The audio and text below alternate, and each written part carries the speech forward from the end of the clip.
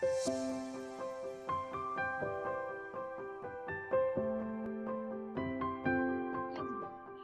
Valérie, Coucou je Lisa. suis ravie de t'avoir pour cette interview parce que tu es des personnes que j'ai eu la chance de croiser dans mon parcours pro et qui m'a fait beaucoup évoluer dans mon parcours pro et dans mon parcours perso.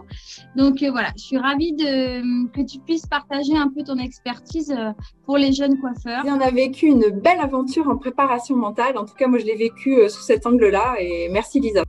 Alors, qui je suis? Eh bien, je suis une préparatrice mentale, donc Valérie Buisson. Je suis diplômée d'un diplôme universitaire et donc j'accompagne des personnes qui se lancent des défis dans leur vie, qui ont des ambitions, qui ont des aspirations. Et j'anime aussi des ateliers et je propose des conférences sur ce thème. Et depuis 2020, j'ai réalisé un podcast, et Lisa, tu as été interviewée, qui s'appelle Les Merveilles parce que je propose de mettre en lumière les talents de chacun parce que je suis convaincue que nous avons tous plusieurs talents à partager pour inspirer le monde entier. Et à quoi sert donc la prépa mentale? Explique-nous tout. Oui, alors la prépa mentale, ça sert à exprimer son plein potentiel au bon moment. Parce qu'on peut être champion pendant les répétitions, pendant les entraînements, et puis finalement, le jour J, ça va être un petit peu plus compliqué. Plus concrètement, dans un premier temps, j'accompagne la personne dans une quête de connaissance de soi pour que la personne arrive à comprendre comment est-ce qu'elle fonctionne, comment est-ce qu'elle réussit, comment est-ce qu'elle échoue aussi, pour pouvoir mettre en place des exercices personnalisés avec des outils que le préparateur mental choisit et adapte à chacun. Quelle est la place de la prépa mentale dans la gestion de soi et dans la gestion de ses diplômes et de son stress, etc. Si je vous dis gestion du stress, gestion des émotions, comment garder la motivation, comment rester concentré, avoir confiance en soi, ça parle à tout le monde parce que finalement, ces habiletés mentales, on les retrouve dans la vie des sportifs, des artistes, de tous les compétiteurs, des étudiants, des chefs d'entreprise, des entrepreneurs. Donc, la préparation mentale, est présente à tous ces niveaux-là. Et puis, en effet, ces petites astuces, finalement, que tu nous livres et tu vas nous livrer juste après, sont des astuces très simples qui, finalement, peuvent se mettre à toute situation de vie, que ce soit, en effet, dans sa carrière pro ou dans sa vie privée. Quel est le pourcentage qui qualifie et le mental et la technique? C'est vraiment une alchimie entre tout ça. Donc, tout est important. L'entraînement, la technique, la tactique et le mental. Parce que le jour J, tout va être utile. Et souvent, plus on avance dans le haut niveau, plus le mental va faire la différence. Parce que souvent, on a tous compris qu'il fallait développer telle et telle chose. Donc, le mental peut vraiment amener un plus et souvent, c'est ce qui fait la différence. Combien de temps avant l'événement, tu préconises de se préparer et de commencer ce protocole mental finalement? Alors finalement, comme en préparation mentale, il y a un entraînement, comme j'ai expliqué tout à l'heure. Si on compare avec la préparation physique ou alors l'apprentissage d'une technique, si on fait une séance d'abdos, c'est pas ça qui va nous donner un résultat, que ce soit musculaire ou visuel. Il n'y aura pas d'effet. Donc, en préparation mentale, voilà. Ce serait bien pour nous les femmes, mais non. Alors, une fois, on a des effets, ça ne fonctionne pas et du coup, ça ne fonctionne pas non plus en prépa mentale. C'est comme si vous utilisez, je sais pas, un nouveau ciseau le jour de la compétition, ça me paraît compliqué. Il faut peut-être plutôt l'avoir pris en main longtemps avant. Et si tu avais deux types de prépa mentale à mettre en place rapidement, quelqu'un qui est très stressé le jour de ses examens ou qui perd en effet tous ses moyens le jour d'un concours.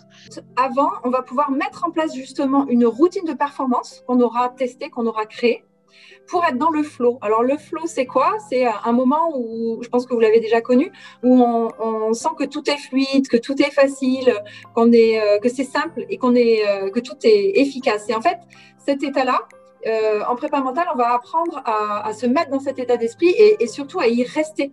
Qui est le dialogue interne. Donc, on avait vraiment commencé par ce travail-là, de savoir se parler plutôt pour s'encourager et s'aider, plutôt que pour se juger. Parce qu'en fait, lorsqu'on est en train de mal se parler, on n'est pas en train de se dire ce qu'il faut faire. Alors que finalement, quand on est dans l'action, il faut juste se dire, tu fais ça, après tu fais ça. Alors là, est-ce que c'est bien? Oui. Est-ce que je peux l'améliorer? Non. Je passe à autre chose. Est-ce que je peux l'améliorer? Oui. Comment je vais faire? Si on se dit qu'on ne va pas y arriver, finalement, ce programme a échoué. Et ça, en préparation mentale, on travaille à plutôt se programmer à réussir. Complètement. Et c'est vrai que c'est dingue parce que tu vois, au début, quand on le fait, je pense que c'est comme la détente. Les gens qui ne sont pas habitués à se détendre moi, on a vu ensemble des séances de sophrologie, par exemple. C'est quelque chose, au départ, je n'étais pas du tout réceptive parce que je suis quelqu'un qui suis assez terre à terre. Et petit à petit, je me suis pris au jeu, j'ai essayé de me forcer à le faire. Et je pense que la prépa mentale, c'est exactement pareil. Au début, on se dit, ça sert pas à grand chose parce que c'est plein de petits détails. Mais tous ces détails mis bout à bout font que finalement, ça apporte un truc dingue et vraiment exceptionnel. C'est comme si on marchait sur une ligne en équilibre et on sort de notre zone de confort, mais sortir de cette zone de confort, ça va nous permettre à plus long terme d'être meilleur parce que on va changer son matériel, parce qu'on va faire différemment.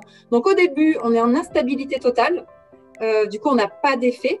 Et pendant qu'on est en train de gérer cet équilibre, on a envie de retourner de l'autre côté de la falaise. Et ben non, en prépa mentale, on accompagne la personne à aller jusqu'au bout pour justement pouvoir avoir des techniques de ouf pour performer et pour progresser. Et le deuxième outil, c'est l'imagerie mentale. On a une imagerie du présent pour répéter des gestes. Par exemple, vous avez fait le geste 50 fois dans la journée ou alors vous avez lu votre cours plein de fois dans la journée.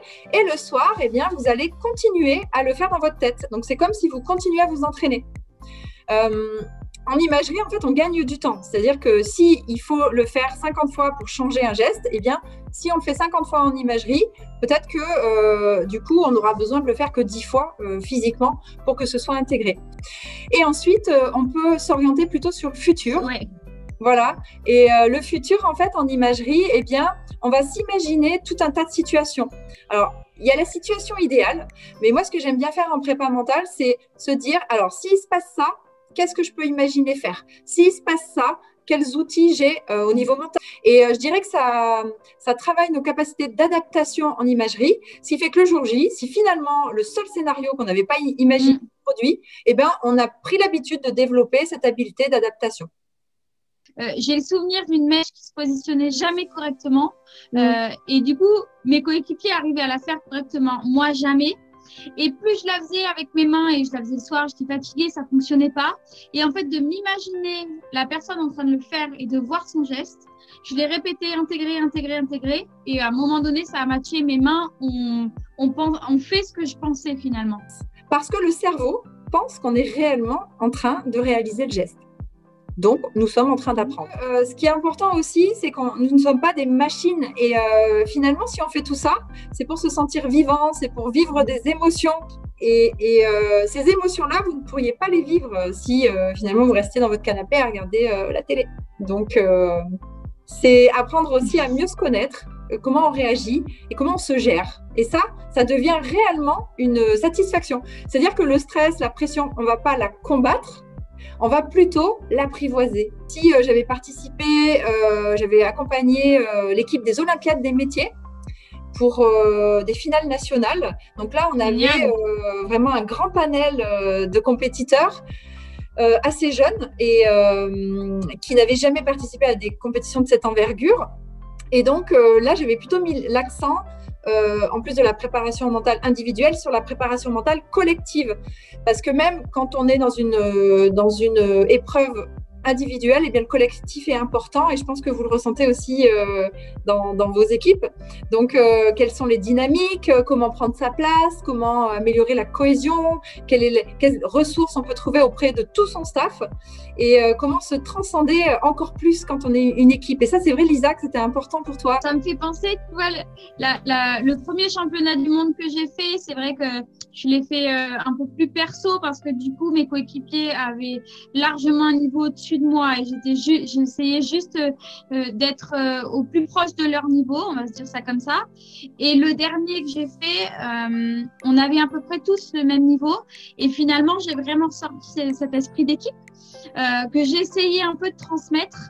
Et c'est rigolo parce que tu vois, la dernière épreuve qu'on a faite ensemble, quand on est sortis, on avait tous les larmes aux yeux juste parce que pourtant on l'avait pas forcément très bien réussi.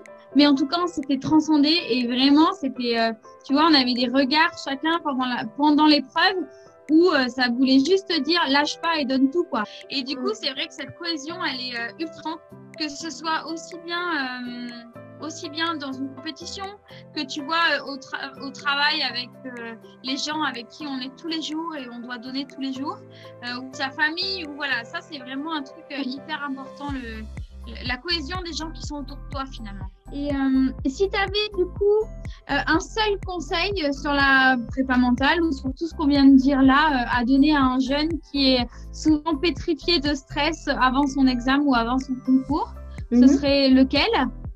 Déjà, s'il s'est inscrit à ce concours ou à cet examen, c'est que pour lui c'est important, c'est une étape finalement dans sa vie, donc plutôt le voir comme une étape. Aussi plutôt que de penser qu'au résultat, de plutôt penser à comment il va faire pour donner le meilleur de lui-même. Parce que quand on pense au résultat, on n'est pas dans l'action en fait, on est dans le après. Donc je vous inviterai plutôt à rester dans le pendant. Donc focalisez-vous sur ce que vous avez à faire, sur l'instant présent. Le résultat, ce sera une conséquence, donc ça ne sert à rien d'y penser, il appartient au futur. Mais aussi la chose à ne pas faire du tout. Oui, c'est de s'imaginer en train d'échouer. Je te remercie beaucoup en tout cas pour cette interview. Je pense que tu as donné beaucoup de conseils pour tous ces jeunes. Nous, on se forme beaucoup en stage dans la technique et on se paye des stages. Je pense que c'est très important de mettre aussi son budget sur la partie mentale parce que c'est vraiment similaire et que des fois, finalement, il manque juste le mental pour performer dans la technique. Je me ferai un plaisir de répondre à vos questions et de vous donner des astuces vraiment ciblées sur ce dont vous avez besoin, en visio ou en réel. Merci beaucoup Valérie, je te souhaite plein de belles choses pour la suite. Encore merci pour tout ce que tu as pu nous apporter et puis je te dis à très vite. Merci Lisa et bravo pour ton courage de te lancer toujours des nouveaux défis. Ça me fait plaisir de te suivre dans tes aventures. Voilà, et je pense que c'est inspirant pour beaucoup de jeunes. Merci beaucoup Valérie. Salut. Merci Lisa. Au revoir.